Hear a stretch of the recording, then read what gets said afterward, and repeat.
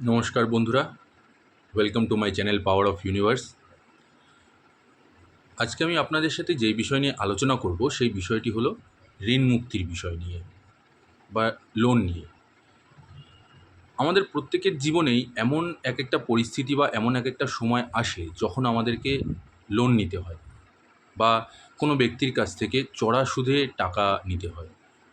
কিন্তু ক্রমশ দেখা যায় যে সেই সুদটা ধীরে ধীরে এমন বেড়ে যায় বা সেই ঋণের জালে আমরা এমনভাবে জড়িয়ে পড়ি সে টাকাটা কোনো মতেই শোধ হচ্ছে না। প্রচুর চড়া সুদে আমরা কোনো ব্যক্তির কাছ থেকে হয়তো টাকা নিয়েছি কোনো বাড়ির কোনো কাজে বা বাড়ির কোনো কারোর কোনো দুর্ঘটনা ঘটেছে সেই বিষয়ে খরচা করার জন্য। আমাদের হাতে হয়তো টাকা নেই, তখন আমরা ব্যাংকের থেকে লোন নিচ্ছি বা আমরা কারোর কাছ থেকে চড়া সুদে টাকা নিচ্ছি। এইবারে কি হচ্ছে, সেই সুদটা দিতে দিতে দিতে দিতে সুদের টাকাটাই শুধু দেওয়া হচ্ছে, আসলটা সহজে শোধ হচ্ছে না। যেই কারণে আমরা প্রচুর পরিমাণে ঋণের জালে জড়িয়ে পড়ছি। এর দ্বারা আমাদের একটা মানসিক চাপ পড়ছে, শরীরও খারাপ হচ্ছে এবং সেই সাথে আমাদের ঘরের পরিস্থিতিও খারাপ হচ্ছে। আর্থিক একটা অভাব লেগেই আছে, কারণ আপনি যা ইনকাম করছেন দিনের শেষে দেখা যাচ্ছে আপনি সারাটা দিন কষ্ট করে ইনকাম করছেন এবং দিনের শেষে আপনার যে টাকাটা, সেই টাকাটা সেই সুদকারী তাকে দিয়ে দিতে হচ্ছে। এর ফলে আমাদের একটা মানসিক চাপ বৃদ্ধি পাচ্ছে। অনেক সময় এরকমও দেখা গেছে যে হয়তো আপনার কাছে কিছু পুঁজি আছে, অর্থাৎ পুঁজি বলতে আমি বলতে চাইছি সোনাদানা বা গাড়ি, এরকম কিছু রয়েছে। আপনি এমনভাবেই ঋণের জালে জড়িয়ে পড়ছেন যে সেগুলো পর্যন্ত আপনাদেরকে বিক্রি করে দিতে হচ্ছে, অথচ সেই ঋণ থেকে আপনি মুক্তি পাচ্ছেন না। আবার সেই সুদের টাকা যদি আপনি একটু দেরি করেন, যার কাছ থেকে আপনি টাকা নিয়েছেন সে হয়তো আপনার বাড়িতে এসে আপনাকে ছোটো বড়ো কথা বলছে বা রাস্তায় দাঁড়িয়েও আপনাকে খুব অবমাননা করছে, ৫-১০ জন দেখছে, একটা বাজে ইমপ্যাক্ট করছে, আপনার একটা বাজে ইমেজ তৈরি হচ্ছে। এইভাবে আমরা ঋণের জালে বা লোনের জালে আমরা এমনভাবে জড়িয়ে পড়ছি আজকের দৈনন্দিন জীবনে যে আমরা নাজেহাল হয়ে পড়ছি। আমাদের সমস্ত ইনকাম সব এই ঋণ শোধ করতে করতেই শেষ হয়ে যাচ্ছে। সেভিংস আমাদের ১ টাকাও হচ্ছে না। সারাটা মাস আপনি কষ্ট করে ইনকাম করছেন আর মাসের শেষে গিয়ে সেই টাকাটা ধরে সম্পূর্ণভাবে সেই সুদকারীকে দিয়ে দিতে হচ্ছে। তাহলে এই ঋণ থেকে মুক্তি পাওয়ার উপায়টা কী? এরকম করেই কি সারাটা জীবন চলবে? না বন্ধুরা, ঋণের থেকে মুক্তি পাওয়ার উপায় আছে। বাস্তুশাস্ত্রে বা আমাদের জ্যোতিষশাস্ত্রেও অনেক রকম এরকম উপায় আছে, যেই উপায়গুলো করলে খুবই ঘরোয়া টোটকা বলতে পারেন, খুব সাধারণ প্রতিকার, সেই টোটকাগুলো বা সেই ব্যবহারগুলো আপনি যদি করতে পারেন বাড়িতে, তাহলে দেখবেন আপনি কিন্তু ধীরে ধীরে ঋণের জাল থেকে মুক্তি পাচ্ছেন। তাই আজকে আমি যে বিষয়ে আলোচনা করছি, এই ঋণ মুক্তির বিষয়টা খুবই একটা কমন বিষয়, যেটা আমাদের প্রত্যেকের জীবনে কম বেশি আমরা এই সমস্যার মধ্যে দিয়ে যাচ্ছি। আজকে সেই সব বিষয় নিয়ে আপনাদের সাথে আলোচনা করব যে কীভাবে ঋণ থেকে মুক্তি পাওয়া যায়, তার ঘরোয়া টোটকা বা ঘরোয়া প্রতিকার কী আছে। তাই ভিডিওটি না টেনে অবশ্যই শেষ পর্যন্ত দেখবেন, আপনাদের যথেষ্ট উপকার হবে এবং আশা করছি আপনাদের ভিডিওটিও ভালো লাগবে। তাহলে চলুন শুরু করছি ভিডিওটি। ঋণের হাত থেকে মুক্তি পাওয়ার প্রথম একটি উপায়, কী সেই উপায়? উপায়টি হলো আপনার বাড়ির বা আপনার দোকানের উত্তর পূর্ব দিকে একটি আয়না বসান। আবারও বলছি, বাড়ি বা দোকানের উত্তর পূর্ব দিকে একটি আয়না বসান। দেখবেন এর দ্বারা আপনার ঘর থেকে ধীরে ধীরে একটি নেগেটিভ এনার্জি দূর হবে, পজিটিভ এনার্জি আপনার বাড়িতে তৈরি হবে এবং সেই সাথে আপনি ঋণ থেকেও ধীরে ধীরে মুক্তি পাবেন। এরই সাথে আরও একটা কাজ করতে পারেন, সেটি হলো আপনি যাকে টাকা দিচ্ছেন, যেই লোনের কিস্তি বা ঋণের কিস্তি যেটা আপনি দিচ্ছেন, সেটা চেষ্টা করবেন সপ্তাহের মঙ্গলবার করে দেওয়ার। মঙ্গলবার করে যদি আপনি কাউকে কিস্তি দিয়ে থাকেন বা দিতে পারেন, তাহলে দেখবেন অনেকটা আপনার বাড়ি থেকে নেগেটিভ এনার্জি দূর হবে, সেই সাথে আপনার মাথার ওপর থেকে যে ঋণের বোঝা আছে সেটাও কিন্তু ধীরে ধীরে দূর হতে শুরু করবে। এর সাথে সাথে আপনি আরও একটি কাজ করতে পারেন। আপনার বাড়ির বা আপনার দোকানে অথবা আপনার অফিসে উত্তর দিকে মা লক্ষ্মী এবং কুবের দেবের মূর্তি স্থাপন করুন এবং নিয়মিত তাদের পুজো করুন। আবারও বলছি, বাড়ি, অফিস অথবা দোকানের উত্তর দিকে মা লক্ষ্মীর এবং সেই সাথে কুবের দেবের মূর্তি স্থাপন করুন এবং নিয়মিত তাদের পুজো করুন। দেখবেন এর থেকেও আপনি অনেক ভালো ফল পাবেন এবং সেই সাথে আপনার মাথার থেকে অনেকটা ঋণের বোঝা মুক্ত হবে। যারা গভীরভাবে ঋণের জালে আবদ্ধ আছেন তারা এই কাজটা করতে পারেন, অবশ্যই আপনারা ভালো ফলাফল পাবেন। আমাদের প্রত্যেকের বাড়িতেই আলমারি থাকে বা লকার থাকে একটা।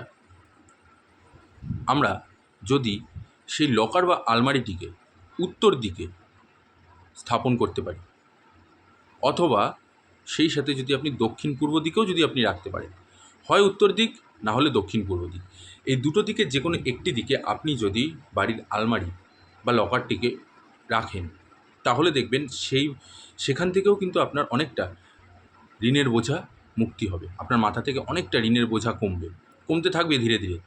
দেখবেন যদি আপনাদের আলমারি সঠিক দিশায় না থাকে, এতেও কিন্তু বাস্তুমতে অনেকটা ক্ষতি করে আমাদের আর্থিক পরিস্থিতিতে।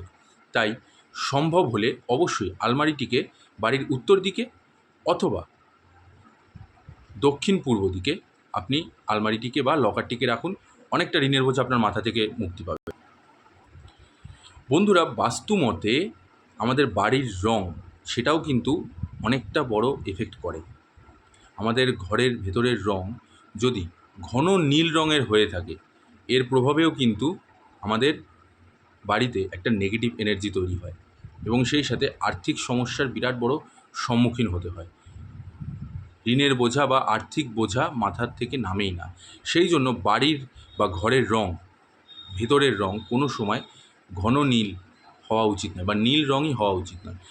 যতটা সম্ভব আপনি ঘরের রং হালকা রং করে রাখবেন, অন্য কোনো লাইট কালার সেটাকে ইউজ করবেন। এরকম করলে পরেও কিন্তু আপনাদের বাড়ি থেকে ঋণের বোঝা মুক্ত পাবে। আর যদি আপনাদের বেডরুমের পাশে বা দক্ষিণ পূর্ব দিকে যদি আপনাদের বাথরুম থেকে থাকে, তাহলে বলবো সেটাকে পরিবর্তন করার বা সেটাকে কোনোভাবে যদি সম্ভব হয় পাল্টানোর, সেটাও চেষ্টা করুন। বা যারা নতুন বাড়ি করছেন, কোনোভাবেই কোনো বাস্তুশাস্ত্রবিদকে দেখিয়ে বাড়ির দক্ষিণ পূর্ব দিকে কিন্তু কোনো সময় আপনি বাথরুম করবেন না। সেখানে বাথরুম থাকলেও কিন্তু ঘরের মধ্যে একটা নেগেটিভ এনার্জি তৈরি হয় এবং সেই সাথে আপনার মাথা থেকে ঋণের বোঝা বা লোনের বোঝা কোনো মতেই নামবে না। আপনি হয়তো সাময়িক একটা স্বস্তি পেলেন বা কোনো রকমের দেখছেন যে একটা শোধ হলো, হতে না হতেই দেখবেন আবার একটা কোনো সমস্যা তৈরি হলো, যার কারণে আপনাকে আবার অন্য কারোর কাছ থেকে ঋণ নিতে হচ্ছে, লোন নিতে হচ্ছে, সুদকারীদের কাছ থেকে সুদে টাকা নিতে হচ্ছে। মাথার উপর থেকে লোন বা ঋণ কিছুতেই নামছে না। সেই সাথে সাথে বন্ধুরা, আপনারা আরও একটা কাজ করতে পারেন। আমাদের প্রত্যেকের বাড়িতেই দেখবেন তুলসী গাছ আছে বা তুলসী মঞ্চ আছে। প্রত্যেক দিন সন্ধ্যাবেলায় তুলসীর গোড়ায় জল দিন এবং সেই সাথে সন্ধ্যেবেলায় ঘিয়ের প্রদীপ তুলসী তলায় জ্বালুন। প্রত্যেক দিন সন্ধ্যেবেলায় ঘিয়ের প্রদীপ নিয়ে তুলসী গাছের নিচে জ্বালিয়ে রাখুন। এতে মা লক্ষ্মী অনেক খুশি হন এবং আপনাকে আশীর্বাদ করবেন এবং সেই সাথে আপনার মাথা থেকেও কিন্তু দেখবেন যে অনেকটা ঋণের বোঝা মুক্ত হচ্ছে। সেই সাথে সাথে আপনি আরও একটা কাজ করতে পারেন। প্রতিদিন স্নান করে উঠে 108 বার মহামৃত্যুঞ্জয় মন্ত্র জাপ করুন। মহাদেবের মহামৃত্যুঞ্জয় মন্ত্র, এই মন্ত্রটি জাপ করলে আমাদের বাড়ি থেকে নেগেটিভ এনার্জি দূর হয়, ঋণের বোঝাও কিন্তু মুক্ত হয়। ভগবান শ্রী মহাদেব তিনিও কিন্তু খুব প্রসন্ন হন, তার আশীর্বাদ আমাদের মাথার উপরে থাকে এবং এর দ্বারা কিন্তু আরও অনেক কাজ হয়। সেই সাথে দেখবেন আপনাদের শরীর স্বাস্থ্যও ভালো থাকবে, বাড়ির মধ্যেও সবার শরীর স্বাস্থ্য ভালো থাকবে, মন ভালো থাকবে, অনেকটা পজিটিভ এনার্জি আপনাদের বাড়িতে তৈরি হবে। তাই প্রত্যেক দিন মহামৃত্যুঞ্জয় মন্ত্র 108 বার করে স্নান করে উঠে পরিষ্কার জামাকাপড় পরে জপ করুন। অবশ্যই আপনার মাথা থেকে ঋণের বোঝা মুক্ত হবে। এছাড়াও গণেশ চতুর্থীর দিন গণেশ পুজো করুন, গণেশদেবকে লাড্ডু দিন, তাকে পুজো করুন এবং আপনার নিজের মনের কথা তার সামনে বলুন। সিদ্ধিদাতা আপনাকে অনেক আশীর্বাদ করবেন, গণেশদেব খুশি হন এবং দেখবেন এতেও কিন্তু আপনার মাথা থেকে ঋণের বোঝা মুক্ত হচ্ছে। এর সাথে বন্ধুরা আরও একটি উপায় আপনাকে বলে দিচ্ছি, সেটা হলো কোনো ধার্মিক অনুষ্ঠানে যান বা ধর্মীয় জায়গায় যান, মন্দিরে যান, সেখানে পুজো করুন, ঠাকুরকে পুজো দিন, উপোস করে ঠাকুরের পুজো দিন। এবং সেই সাথে দেখবেন আমাদের মন্দিরের আশেপাশে বা রাস্তাতে চলাফেরা করতে গেলে অনেক গরিব দুঃখী, অনেক অনাহারে অনেক মানুষ বসে আছেন, অনেক দুস্থ মানুষ বসে থাকেন। তাদেরকে খাবার প্রদান করুন, তাদেরকে কিছু খেতে দিন। এবং সেই সাথে সাথে আপনি অবলা জীবজন্তুদেরও সেবা করুন।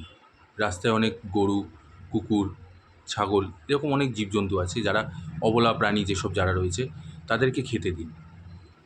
গরিব দুঃখীদের বস্ত্র প্রদান করুন। ধর্মীয় অনুষ্ঠানে যান, মন্দিরে গিয়ে পুজো দিন। দেখবেন এতেও আপনাদের মন ভালো থাকবে, একটা পজিটিভ এনার্জি তৈরি হবে, ঈশ্বর আপনার উপরে আশীর্বাদ দেবে, ঈশ্বরও অনেক সন্তুষ্ট হবে, অনেক প্রসন্ন হবে। এতে আপনাদের অনেকটা ঋণের বোঝা কিন্তু ধীরে ধীরে মুক্তি পাবে।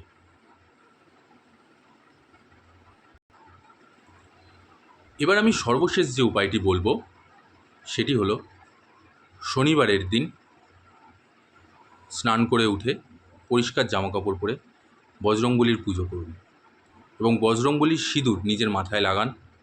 লাগিয়ে বজরংবলীকে পান দিয়ে বা ছোলা দিয়ে অথবা ভেজা ছোলা অথবা লাড্ডু দিয়ে বজরংবলীর পুজো করুন এবং সেই সাথে হনুমান চালিসা পাঠ করুন। দেখবেন এতে পরেও আপনার জীবন থেকে কিন্তু অনেক দুঃখ কষ্ট দূর হবে, সুখ সমৃদ্ধি ঘরের মধ্যে তৈরি হবে। আপনি যদি প্রত্যেক দিন যদি আপনি মহামৃত্যুঞ্জয় মন্ত্র এবং সেই সাথে হনুমান চালিসা পাঠ করতে পারেন, অবশ্যই আপনার জীবনে অনেক অনেক অনেক ভালো জিনিস ঘটবে। আপনার জীবন থেকে দুঃখ, কষ্ট, মানসিক চাপ, চিন্তা, বাড়িতে যে নেগেটিভ এনার্জিগুলো রয়েছে সেইগুলো অনেকটা দূর হয়ে যাবে। মন মেজাজ ভালো থাকবে এবং সেই সাথে আপনার মাথার উপরে যে ঋণের বোঝা রয়েছে, যে লোনের বোঝা রয়েছে, সেটাও দেখবেন ধীরে ধীরে মুক্তি পাচ্ছে। এই উপায়গুলো আপনি বাড়িতে করুন, দেখবেন অনেকটা ভালো ফল পাবেন আপনি। ফল পেতে আপনি বাধ্য, গ্যারান্টি 100% ঘটবেই ঘটবে আপনার জীবনে ভালো কাজ। আপনি এই জিনিসগুলো মেনে চলুন, অবশ্যই আপনি ভালো ফল পাবেন। এই উপায়গুলো করলে আপনার জীবন থেকে অনেক নেগেটিভিটি তো দূর হবে। ঘরের মধ্যে যে নেগেটিভ একটা এনার্জি ঘুরছে, যেই কারণে আপনি দেখবেন যে আপনি যখন বাড়ির বাইরে বেরোচ্ছেন আপনার মন ভালো থাকছে, আপনি কাজ করছেন সারাদিন, কিন্তু যেই আপনি বাড়িতে ঢুকছেন তখনই আপনার মাথার মধ্যে চিন্তা, দুঃখ, কষ্ট সব কিছু মাথার মধ্যে চেপে বসছে। তখন আর আপনার কোনো কিছু ভালো লাগছে না। আপনার বাড়ির পরিবারের যেসব লোকজন আছে তারাও যখন আপনার সাথে ভালোভাবে কথা বলতে যাচ্ছে, আপনার মেজাজ খিটখিটে হয়ে যাচ্ছে। আপনি তাদের সাথেও ভালোভাবে উত্তর দিচ্ছেন না, ভালোভাবে কথা বলছেন না। একটা অশান্তি ঘরের মধ্যে সবসময় লেগে রয়েছে। এই জন্যই আমি আপনাদের এই প্রতিকারগুলো বললাম, এই টোটকাগুলো বললাম। এই টোটকাগুলো করলে পরে আপনি যথেষ্ট ভালো ফল পাবেন। আপনার অনেকটা ভালো সময় ফিরে আসবে। লোনের বোঝা, ঋণের বোঝা আপনার মাথা থেকে নামবেই নামবে। ঈশ্বরের ওপরে আস্থা রাখুন, ঈশ্বরকে ডাকুন, ভগবানের পুজো করুন, তাকে সময় দিন, গরিব দুঃখীদের সেবা করুন, গুরুজনদের সেবা করুন, সবাইকে সম্মান দিয়ে কথা বলুন। দেখবেন এই জিনিসগুলোতেও কিন্তু আপনাদের গ্রহ, শুভ গ্রহ অনেকটা ভালো ফল দেয় এবং বাস্তুর ক্ষেত্রেও অনেকটা ভালো ফল দেবে। যেই বিষয়গুলো বললাম সেগুলোকে মাথায় রেখে আপনি কাজ করুন, আপনার জীবনে ভালো ঘটবেই ঘটবে। ঈশ্বরের কাছে আপনাদের মঙ্গলটা কামনা করি। আপনাদের সকলের ভালো স্বাস্থ্য এবং পরিবারের সবাই ভালো থাকুক, সুস্থ থাকুক। আপনিও সুস্থ থাকুন, ভালো থাকুন। সবার স্বাস্থ্য ভালো কামনা করি, সবার ভালো কামনা করি আপনাদের জন্য ঈশ্বরের কাছে। সবাই ভালো থাকবেন, সুখে থাকবেন, শান্তিতে থাকবেন। ধন্যবাদ।